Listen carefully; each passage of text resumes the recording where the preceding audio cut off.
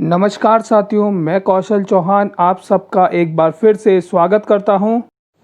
नमस्कार छात्रों, आज मैं आपको लूसेंट किताब के बारे में बताना जा रहा हूं। यह बुक हर किसी बच्चे या छात्र या छात्राओं की स्टडी टेबल पर आपको ज़रूर मिलेगी। यह बुक क्यों पढ़नी चाहिए, इस बुक की क्या विशेषता है, क्या आप इस बुक को पढ़ के एग्ज़ाम में पास हो सकते हैं या कुछ रिजल्ट आप पा सकते हैं, क्या आपको इस बुक से नोट्स बनाने चाहिए, आपको मैं सही रणनीति सही स्ट्रेटेजी के साथ इस बुक के बारे में बताऊंगा। मेरे साथ इस चैनल पर बने रहिए और चैनल को लाइक सब्सक्राइब जरूर कीजिए। चलते हैं अपने इस टॉपिक की ओर। साथियों, इस बुक के अंदर आपको इतिहास, प्राचीन भारत, मध्यकालीन भारत, आधुनिक भारत तथा विश्व इतिहास के बारे में आपको सारांश मिलेगा। दूसरे नंबर पे आपको भूगोल, जिसमें ब्रह्मांड, सौरमंडल आदि तथा भारत का भूगोल में सारांश आपको मिलेगा। थर्ड नंबर पे भारत की अर्थव्यवस्था, फोर्थ नंबर पे भारत का संविधान, फिफ्थ नंबर पे भौतिक विज्ञान, जिसमें रसायन विज्ञान और जीव विज्ञान भी है, और 8 और 9 नंबर में विज्ञान एवं प्रौद्योगिकी तथा विविध के बारे में आपको बताया जाएगा। 10वें नंबर पे खेल कूद और 11वें नंबर में आपको कंप्यूटर। यह सब एक विस्तृत क्रम और समरी के रूप में आपको शॉर्ट नोट्स के अंदर बताया जाएगा। बहुत ही अच्छा क्रम से आपको समझना है, पढ़ना है। साथियों, क्या हमें इस बुक से नोट्स बनाने चाहिए?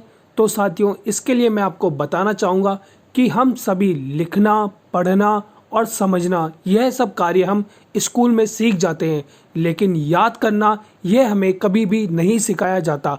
तो मैं आप सबको यही बताना चाहूँगा कि हर एक बच्चे में एक क्षमता होती है याद करने की।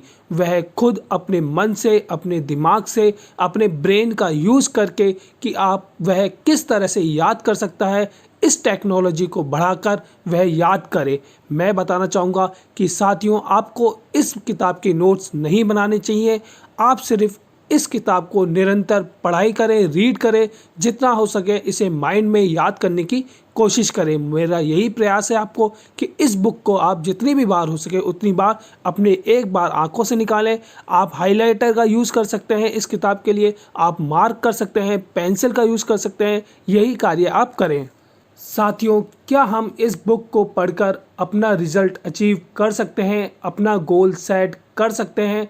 तो साथियों, उसके लिए सबसे ज़रूरी है कि सबसे पहले आपको एग्ज़ाम की डेट, जी हाँ, अगर आपके पास समय कम है तो मैं चाहूँगा सिर्फ आप इसी बुक को निरंतर पढ़ते रहें।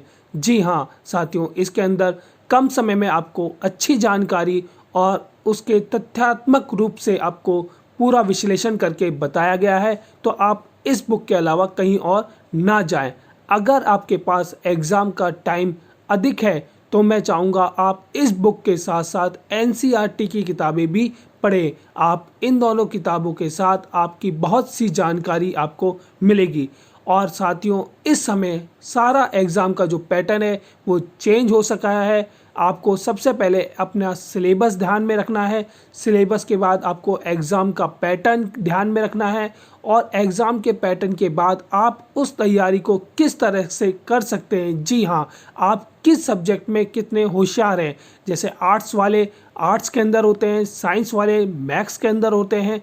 इस तरह से आपको भी अपनी जो क्षमता है उसका पता लगाना है। मैं चाहता हूं कि आप एक नई चीज़ या जानकारी लेने से अच्छा है कि आप जिसमें माहिर हैं उसी चीज़ को निरंतर प्रयास करें और निरंतर अपने गोल को अचीव करने के लिए मेहनत करें।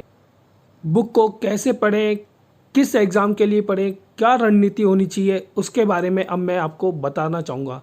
जैसे मैंने आपको बताया है, सबसे पहले आप एग्ज़ाम की डेट्स देखिए कि आपका एग्ज़ाम कब है। अगर आपका एग्ज़ाम 2-3 महीने में है तो आप इस बुक को ही पढ़िए, इसके अलावा आपको कोई बुक नहीं पढ़नी है। अगर आपके एग्ज़ाम में टाइम है तो मैंने आपको बताया कि आप एनसीईआरटी बुक पढ़ सकते हैं, लेकिन उसके बाद आपको सिलेबस देखना है, क्वेश्चन पेपर देखना है कि क्वेश्चन का पैटर्न किस प्रकार से है, ओल्ड ईयर क्वेश्चन पेपर में से क्वेश्चन किस तरह से पूछे जा रहे हैं, यह सब जानकारी आपको लेनी है। उसके बाद ही आपको बुकों का चयन करना है। जी हाँ, अगर एग्ज़ाम में कम समय है तो आप सिर्फ इस बुक को पढ़ सकते हैं, लेकिन आपके पास एग्ज़ाम में अधिक समय है तो आप और बुकों के तरफ जा सकते हैं। जी हाँ, बुकों को पढ़ने के लिए आपको बस यही है, निरंतर अभ्यास करना है। बुक को आपको रिवीजन और रिवीजन से ही याद होइए।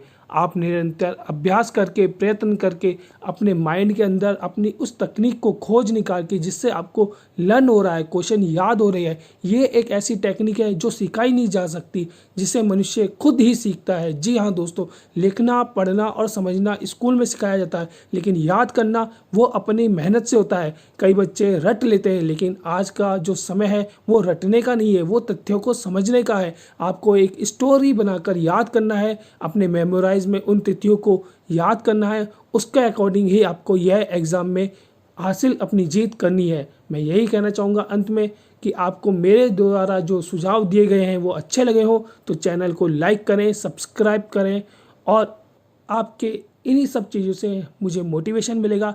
जय हिंद, जय भारत।